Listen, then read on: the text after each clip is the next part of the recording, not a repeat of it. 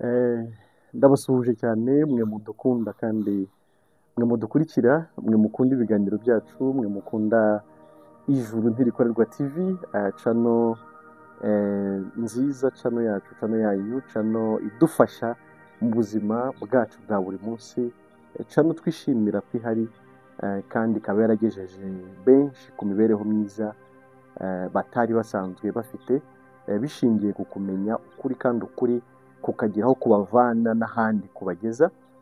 Mwe mudukunda rero, mwe mudukurikira, turabasuhuje cyane kandi turabashimira.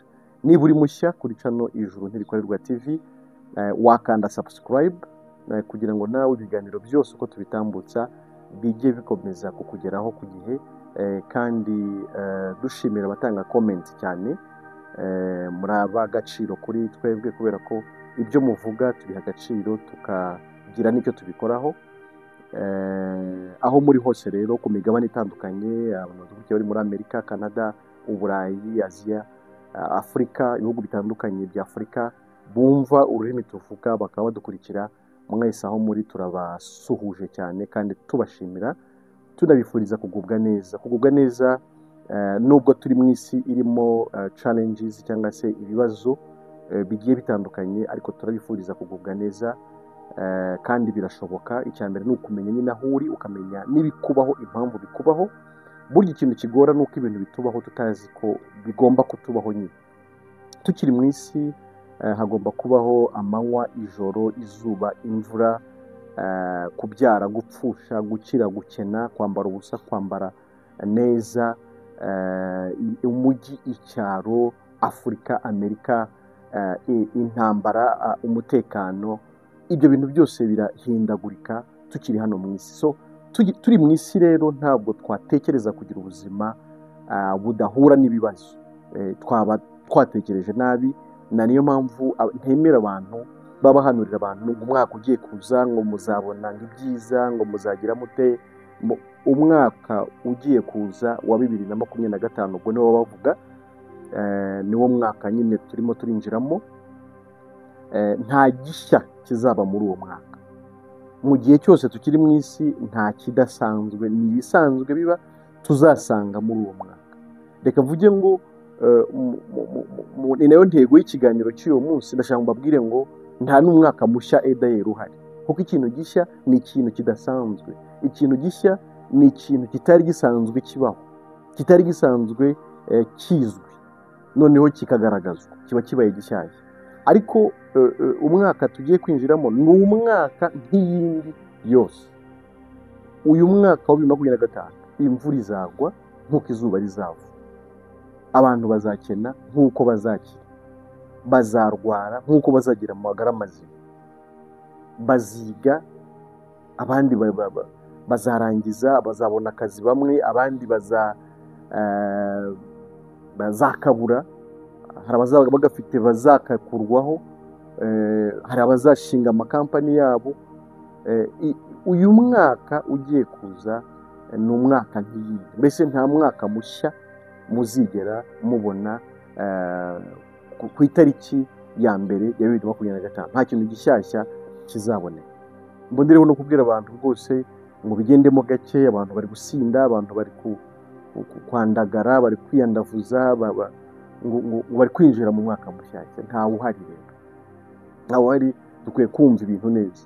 Uko tubara iminsi kugira ngo bidufashe kumenya uko dushyira ibintu ku murongo, uko tugira n'abantu amasezerano ashingiye ku matariki n'ibindi, ibyo nta kibazo, ni ibisanzwe, bigomba gukomeza kubaho. Ariko umuntu akwiye kumva ko nta kintu gishya gihari, nta mwaka mushya uhari, ntawo. Ni ibisanzwe, abantu bakuringe down, abantu batuze, abana ejo bundi barya ku ishuri, abantu bamaze amafaranga, ibitaramo kimwe kiravaho ikindi kiza, amazina agiye atandukanye y'ibitaramo, abahanzi. Mumenye kwitegura kohereza abana ku ishuri ejo bundi. Nta bintu bishya byabaye, nta bidasanzwe byabaye. Icyo kora, reka mvuge iki ngiki aho. Wowe ushobora kuba mushya, birashoboka, waba mushya ariko umwaka wo ni wa wundi, ni ibisanzwe ku myaka, ariko wowe waba mushya. Kuba mushya ashaka kuvuga mu byumve neza, kuba mushya ni uko wowe uhinduka, ukaba hari uwo wari we kera, ukaba hari undi uri we uyu munsi, cyangwa waba we n'ejo. Wowe waba mushyashya, ugatangira no kubona ibintu mu buryo bushya butandukanye n'uburyo wabibonagamo, ariko atari uko ibintu byahindutse, ahubwo ari wowe wahindutse. Aho ndibwira ko je me fais comprendre, ndibwira ko murimo murasobanukirwa ibyo nshaka kuvuga.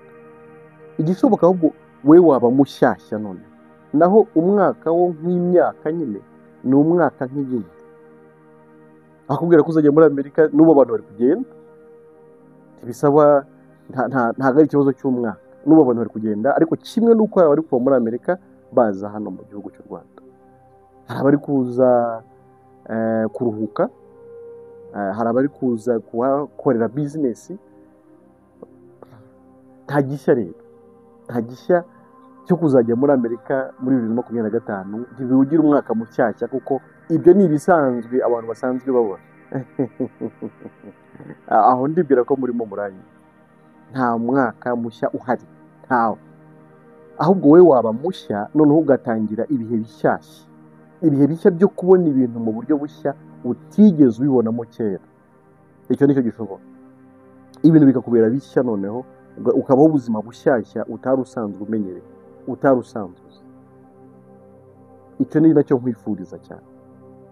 Hari umunsi mu buzima bwawe ukwiye guhinduka, ukaba mushyashya, noneho n'ibyo ureba bikaba bishyashya, ugatangira kubona ibintu mu buryo utari usanzwe ubibona.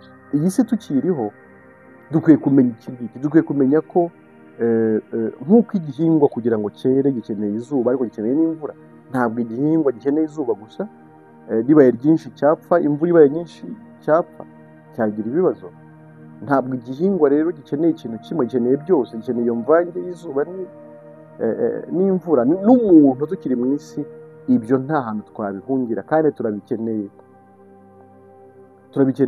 byose byubaka ubuzima bwacu. Ari ibigoye, ndetse mu bigoye burya niho umuntu yubakika cyane, kuko nibwo utekereza birenze uko watekerezaga, kugira ngo overcome cyangwa se utsinde bya bindi urimo uranyuramo. Nk'uko na Bibiliya bivuga mu gice cya 5 cy'Abaroma, hatubwire ko kugeragezwa bitera kwihangana, kwihangana kugatera kunesha kukarema ibyiringiro, kandi ibyiringiro bidakoze isoni. Bivuze rero ko kugeragezwa ntacyo bitwara. Ubuzima ni ensemble, ni uruhurirane rw'ibyo byose, nibyo bigize ubuzima. Tukiri mu isi, uzatekereza ko azabaho ubuzima butagira ibibazo azabaho nabi, kuko bizajya biza nyine bikugore kubyakira, ugire trauma, ugire depression, mbese ubeho nabi, urwara ibirwara bidashobotse kubera ihungabana ritewe no kutakira ibintu. Tukiri mu isi nibwo buzima tugomba kubamo, ni ensemble, ni uruhurirane rw'ibyo bintu byose. Imvura izagwa, izuba rizava, ijoro rizaboneka, amanywa nayo aboneka, which is okay. Ni ikigaragaza ko turi mu isi nyine. Imbeho iboneke ariko hazi no gushyuha, ni ikigaragaza ko turi mu isi. Bamwe bagenda n'amaguru, bagenda n'imodoka, turi mu isi nyine. Iyo niyo si. Ariko kuba afite ibyiringiro mu by'ukuri by'ijuru, hari ubundi buzima tuzabamo butari ubu ngubu bwa hano mu isi, tutarabugeramo. Rero tukiri hano mu isi tugomba kumenya ko mu isi ari uko ibintu bigomba kugenda. Muri iyi yaravuze ngo niyo abizera bazajya kuba, ngo muri iyi si ntaho tuzakirira, ngo nta hantu hatagerwa n'umubisha, ngo ibibi nta hantu twabihungira. Aravuga ngo ntaho mu isi, ntaho, ngo mu ijuru ni iwabo wabizera. Aravuga ngo tuzimuka mu isi tugera iwacu, ngo aheza twubakiwe n'Umukiza. Aho rero niho tuzabaho ubuzima noneho budafite ibibazo. Niko ubwaho niko budizayininze, ariko ubwo mu isi nabwo budizayininze uku nyine tububona, nta gishya kizabaho. Rero uyu mwaka tugiye kwinjira ni iminsi gusa ikwiye kubarwa, nk'uko nyine igomba kubarwa, ariko nta gishya kizaboneka muri uwo mwaka. Aho munyumve neza, nugera n'ubaka inzu muri uyu mwaka nta bishyashya birimo mu kubaka inzu, nurongora nta bishyashya birimo mu kurongora. Ni ibisanzwe ibyo, no mu mwaka ushize byarakozwe, byakomeje gukorwa, bizakomeza gukorwa, ntabwo ibyo ari bishya. Umuntu akwiye kuba mushya, akamenya iyo ava, akamenya iyo ajya, akamenya impamvu ariho mu isi, akamenya uwamushyizeho n'icyo yamushyiriyeho, akamenya n'uko ayibaho, akamenya n'uko anabana nyine n'ibi biyiriho kubera ko atabihindura, ukayibaho ahubwo ari wowe uhindutse, ureba ibintu ko utabibonaga. Uko niko kuba mushyashya, ni nabwo uba winjiye mu mwaka wawe mushyashya. Hakaba umwaka wa kera utaramenya ukuri ngo ube icyaremwe gishya, niko bivuga mu Bakorinto mu rwa 2 mu gice cya 5 umurongo wa 17, ngo iyo umuntu ari muri Kristo Yesu aba abaye icyaremwe gishya. Ukaba icyaremwe gishya, ukaba ubaye umuntu mushya ubayeho, noneho ukareba ibintu bishyashya noneho utajyaga ubona. Voilà. Ugatangira kubona ibintu bikubonereye, ugatangira kubona ari uko bigomba kugenda, ugatangira kubana na by'amahoro, ugatangira kumva ko uguwe neza, ntuhindagurike uko ibintu bihinduka ngo nawe uhinduke. Oya, hari ubuzima bwo mu butamenya, hari ubuzima bwa nyuma yo gusobanukirwa ukuri. Nkamenya ngo ndi mu isi igomba kuba iriho ibibazo, ariko njye nda amahoro kubera ko mbanye n'umuremyi w'isi n'ijuru amahoro, kandi ugenga byose, ukontorora buri kimwe cyose, azancisha muri buri kimwe cyose, kandi azansohoza iwacu mu ijuru. Voilà. Ukaba uri mushya, ukabana n'ibintu neza, bisobanukirwa, ukamenya uko ugenza buri kimwe cyose. Ntuhungabane, ntuhangayike, ushaka guhindura ibidashobora guhinduka. Ushaka guhindura, ntabwo wabaho ubuzima bwiza gusa butagira ibibazo, ntabwo bishoboka. Ujye mu isi ntibishoboka. Ahubwo ku bakunda Imana byose bifatikaniriza hamwe kubazanira ibyiza, ukinjoyinga ubwo buzima noneho bw'ubumana buri hejuru y'ubundi buzima ubwo ari bwo bwose. Voilà. Naho ngaho umuntu agomba gutekereza. Wakwibaza rero ngo niba ari uko biri, umuntu yaba icyaremwe gishya ati? Biroroshye. Ubuzima bwacu bwatakariye muri Adamu. Umunsi Adamu akora icyaha, akakarya ku giti Imana yamubujije cyo kumenyekanisha icyiza n'ikibi, twari burya dutakaje imibereho. Yamubwiye ngo umunsi wakiriyeho no gupfa uzapfa. Yarapfuye ku buzima Imana yari yamugeneye kubaho, yarapfuye ku bumana, yarabaye deconnecte n'Imana, yaratandukanijwe n'Imana. Noneho atangira kubaho ubuzima bwo kwishakashakira, ubuzima bwo kwirwanirira, ubuzima butarimo gukora ku bumana. Ni naho rero umuntu atagiye kubonera ibintu nk'uko tubibona. Umuntu yarapfuye, umuntu yarahindutse umunyabyaha, kandi ari uwo kurimbuka, kujya mu nyanja yaka umuriro n'amazuku, akababazwa iteka ryose. Ibyo rero nicyo cyorezo, nicyo cyago gikomeye ubundi isi yahuye nacyo. Nacyo gishingiyeho ukundi kuntu kose tubona ibintu atari ko dukwiye kuba tubibona. Nibyo bishingiyeho umuhangayiko wose, nibyo bishingiyeho ibibazo byose, nibyo bishingiyeho kutanyurwa, nibyo bishingiyeho kuba nta kikubonera, nibyo bishingiyeho kwinezeza ariko ntunezerwa, nibyo bishingiyeho kumva ko wakoze byose kugira ngo ubeho neza ariko kumva ntabwo ubayeho neza. Ariko hari icyizere, haracyari ibyiringiro. Imana ntiyaturetse kuko niyo yaturemye, yaradukurikiye, iradukurikirana, iradushaka kandi iratubona.